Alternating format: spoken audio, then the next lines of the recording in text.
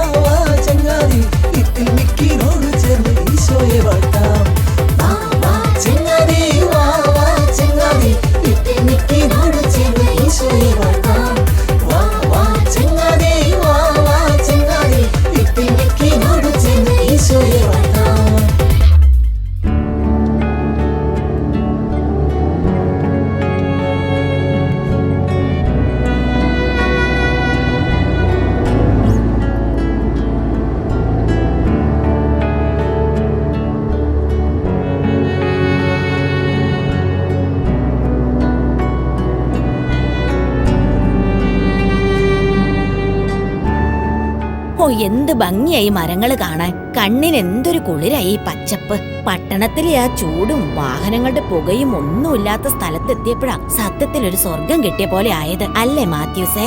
വേറൊന്നും ചിന്തിക്കാനില്ലാത്തവർക്ക് ഇതൊക്കെ ആസ്വദിക്കാൻ പറ്റും അമ്മച്ചി. ശരിയാ നീ പറഞ്ഞത്. പട്ടണത്തിലുള്ളവരൊക്കെ ജീവിതം ആസ്വദിക്കാൻ വേണ്ടി കഷ്ടപ്പെട്ട് പരക്കം പായുക. ജീവിതാവസാനം വരെ എന്തിനോ വേണ്ടിയുള്ള ഓട്ടം. എന്തായാലും അമ്മച്ചിയെ നിനക്ക് ഇന്നെങ്കിലും ഒന്ന് പുറത്തു കൊണ്ടുപോകാൻ തോന്നിയല്ലോ, അത് തന്നെ വലിയ കാര്യം. ആ ഫ്ളാറ്റിന്റെ ചുമരുകൾക്കിടയിൽ കിടന്ന് ശ്വാസം മുട്ടുമായിരുന്നു.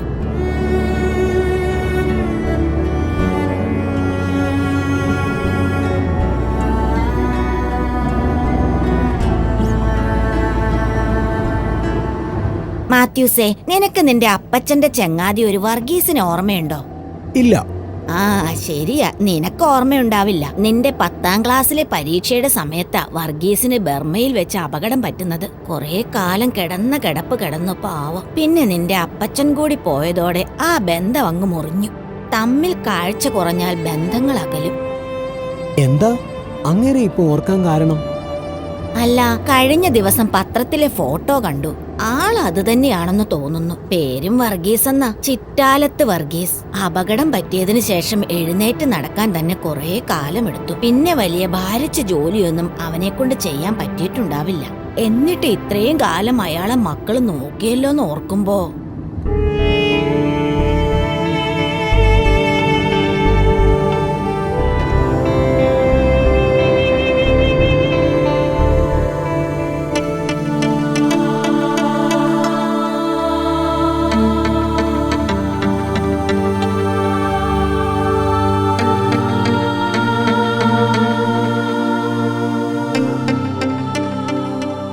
മാത്യൂസേ, ഇപ്പൊ അമ്മച്ചി പറഞ്ഞത് സത്യമാണെന്ന് നിനക്ക് ബോധ്യമായില്ലേടാ?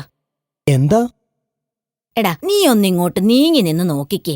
എന്തൊരു സുഖമുണ്ട് ഈ കാഴ്ചയ്ക്ക്. നമ്മൾ എടുക്കുന്ന ഓരോ ശ്വാസത്തിന് പോലും ഇല്ലേടാ ഒരു മധുരം. അമ്മച്ചി എന്തൊക്കെയായി പറയുന്നത്?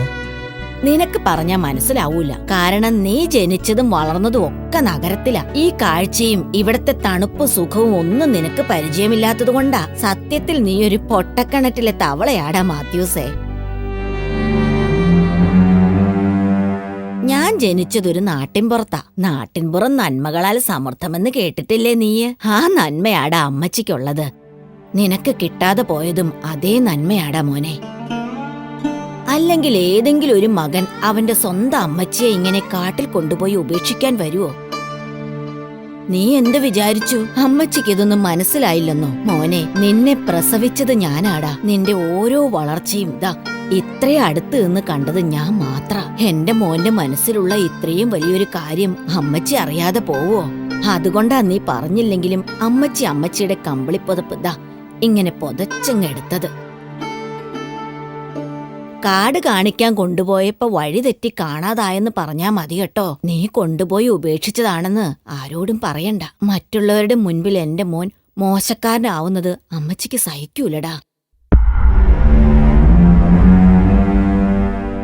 എന്നാ ഇരുട്ടുന്നതിന് മുൻപ് മോൻ പൊയ്ക്കോ. കൊറേ ദൂരം ഒറ്റയ്ക്ക് കാർ ഓടിക്കാനുള്ളതല്ലേ. വളവും തിരിവും ഒക്കെ ഒരുപാടുണ്ട്. സൂക്ഷിച്ചു പോണം.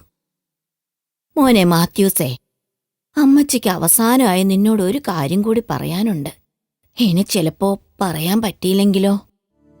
നീ പണം സമ്പാദിക്കാനുള്ള ഓട്ടത്തിലാണെന്ന് അമ്മച്ചിക്കറിയാം. നല്ലത് തന്നെ. ജീവിതത്തിൽ മനുഷ്യന് ഏറ്റവും ആവശ്യമുള്ള സാധനമാണ് പണം. കാരണം പണത്തിന് നമ്മുടെ ജീവിത സൗകര്യങ്ങൾ വർദ്ധിപ്പിക്കാൻ കഴിയും. പക്ഷെ ഒന്ന് ചോദിച്ചോട്ടെ മോനെ, നീ സമ്പാദിക്കുന്ന പണത്തിന് നിന്റെ സന്തോഷം വർദ്ധിപ്പിച്ചു തരാൻ കഴിയോടെ മോനെ? വലിയ ഒരു വീട്, ഒരുപാട് സൗകര്യങ്ങൾ നിറഞ്ഞ വീട്, നിന്റെ ഭാര്യയുടെ സ്വപ്നമല്ലേ അത്? അതിനും വേണം ഒരുപാട് പണം. പക്ഷേ സ്നേഹവും വിശ്വാസവുമുള്ള ഒരു കുടുംബത്തിന് വാർത്തെടുക്കാൻ പണത്തിന് പറ്റുമോ? ഇത്രയും കാലത്തെ ജീവിതം കൊണ്ട് ഞാൻ പഠിച്ച ചില പാഠങ്ങൾ അതോർത്തപ്പോൾ മോനോട് ചോദിച്ചു പോയതാ. കോടിക്കണക്കിന് പണമുണ്ടായിട്ടും നിന്റെ മക്കൾ നിന്റെ പണത്തിനു വേണ്ടി നിന്നെ കൊല്ലുമോ എന്ന് ഭയന്ന് ജീവിക്കേണ്ട ഒരു അവസ്ഥ വന്നാൽ മോൻ ആ പണമെല്ലാം എടുത്ത് ഈ കാട്ടിലേക്ക് പോരണം. ഇവിടെ രാത്രിയിലെ തണുപ്പിൽ നീ സമ്പാദിച്ച നോട്ടുകളെല്ലാം കത്തിച്ച് തീ കായാൻ നമുക്ക്. അമ്മച്ചിയുടെ ഉപദേശമായി തന്നെ കൂട്ടിക്കോ, മോൻ ഉപകാരത്തിൽ വരും.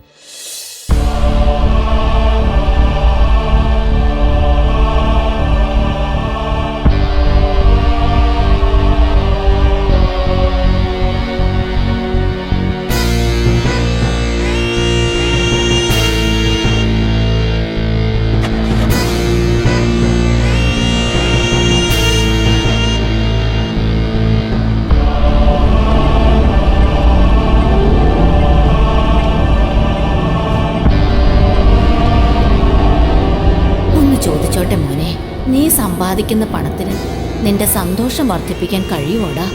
ആത്മാർത്ഥതയുള്ള ഒരു കൂട്ടുകാരനെ തരാൻ ഈ പണത്തിന് കഴിയുമോ മാത്യൂസേ?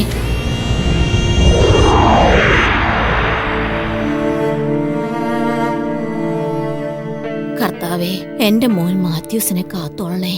അവൻ അപകടമൊന്നും വരാതെ സൂക്ഷിക്കണേ.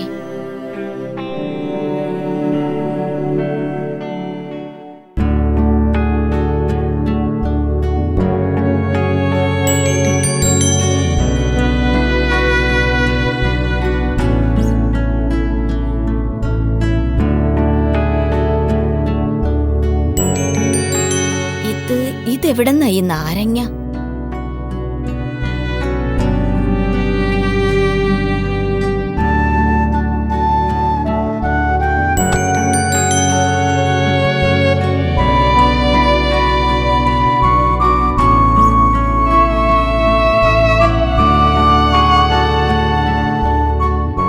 ഇത് നല്ല കാര്യം.